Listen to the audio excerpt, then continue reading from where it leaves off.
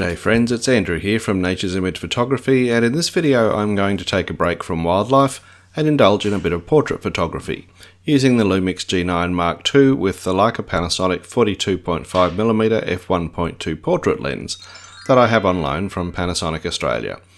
Thanks guys, not just for the opportunity to try out the lens, but also for giving me an excuse to organise a couple of model shoots, something I haven't done in a long time. So let's take a look at the lens and some of the photos I've taken with it. I'll include my settings for your interest, and if you find anything in this video really helpful, you can always thank me with a coffee using the link in the information below. Long-time followers of my channel might recall that when I was using the original G9, I did some portrait videos featuring the Olympus 45mm f1.8. If you go back through my archives, you'll probably find them. Shooting with that lens, you can't help noticing just how tiny it is. Even on the old G9, which is a relatively small camera, it almost looked like a toy. By comparison, the Leica Panasonic 42.5 is a seriously solid bit of gear. You can see here it dwarfs the Olympus lens, but as we all know, size isn't everything, so let's take a look at some of the essential info on this lens. According to the Panasonic website, the full name for this lens is Leica DG Nocticron 42.5mm f1.2. I had to look up a definition for Nocticron. It means nighttime, and it's the name Leica gives to its lenses with an extreme wide aperture of f1.2. That wide aperture should make it an exceptional low light performer and also provide lovely soft bokeh in portrait situations, which I'll test out later in the video.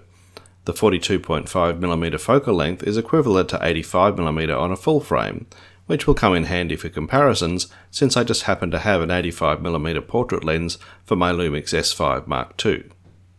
The f1.2 aperture also allows for super fast shutter speeds in daylight, but if you do find yourself shooting in low light, the lens has its own optical stabilization, and being a Leica Panasonic lens, when used on a Panasonic Lumix camera, you get the benefit of the dual stabilization system up to 7.5 stops.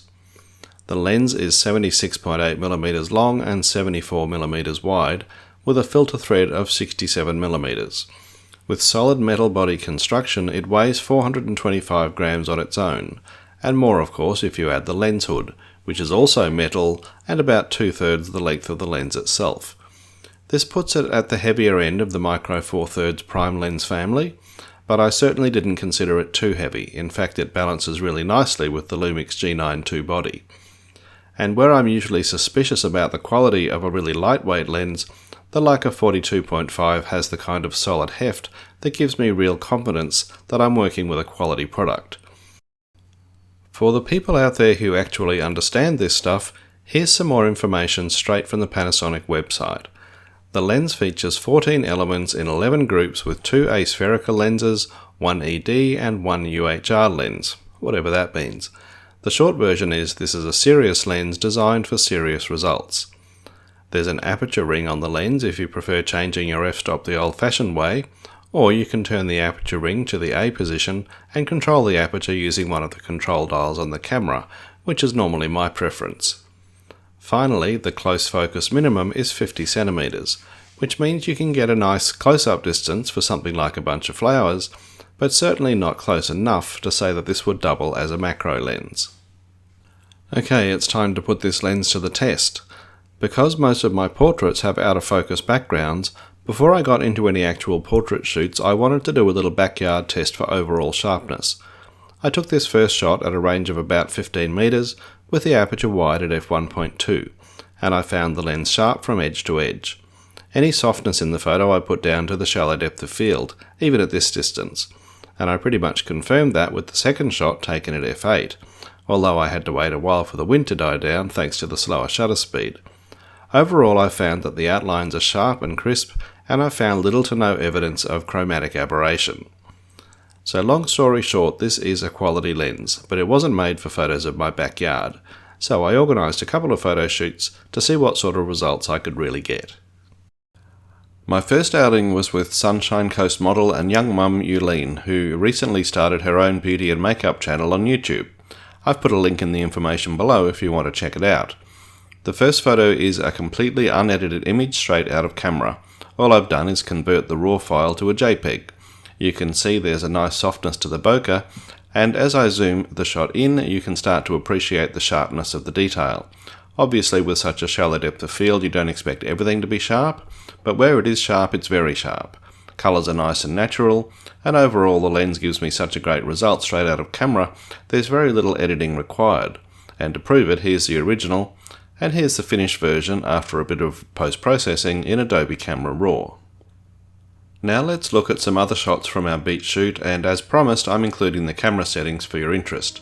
Keep watching to see how this combo compares to shooting on my full frame setup at the end of the sequence.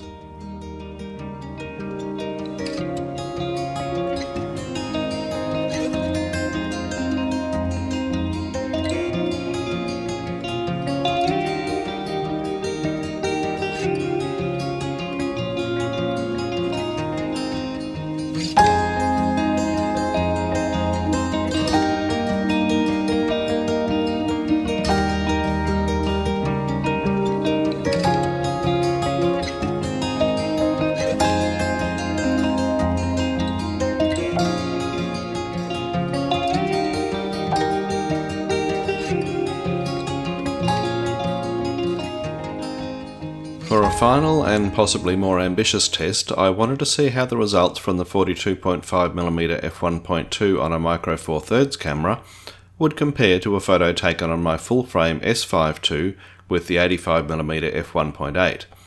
I was hoping to report that with this lens results would be indistinguishable from a full frame portrait, but well, that wouldn't quite be true.